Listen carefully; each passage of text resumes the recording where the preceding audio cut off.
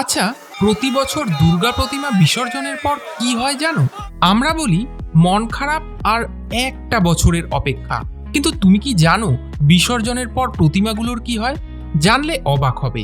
বিসর্জনের পর গঙ্গার ঘাটে ভাসানো প্রতিমাগুলোর কাঠামো তুলে আনেন কিছু গরিব মানুষ, তারপর সেগুলো বিক্রি করে দেন কুমারটুলির প্রতিমা শিল্পীদের কাছে। আর সেই কাঠামো দিয়েই তৈরি হয় নতুন নতুন প্রতিমা, কালী ঠাকুর, ডাকিনী, যোগিনী সহ আরো বহু দেবদেবী। এভাবেই এক উৎসবের শেষ থেকে অন্য উৎসবের শুরু হয়। ৪৩ বছরের নারায়ণ মণ্ডলও প্রতি বছর পুজোতে এই কাজ করেন।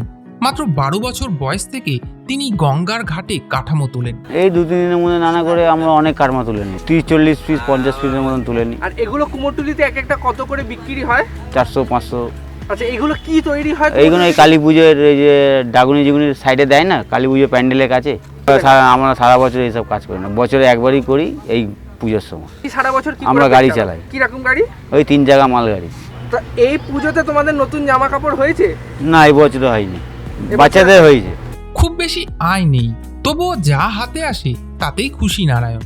কিন্তু এখন অনেক বড় ঘাটে মিউনিসিপ্যালিটির ক্রেন দিয়ে প্রতিমা তোলা হয়, ফলে হারিয়ে যাচ্ছে এই চিরাচরিত রোজগারের পথ। তবে ছোট ঘাটগুলোতে এখনো নারায়ণের মতো মানুষেরা কাঠামো তুলছেন। রবীন্দ্রনাথ ঠাকুর লিখেছিলেন, জীবনের ধন কিছুই যাবে না ফেলা। ঠিক তাই বাঙালির শ্রেষ্ঠ উৎসব দুর্গাপুজোতেও শেষ মানে শেষ নয়। সামনেই তো দীপাবলি।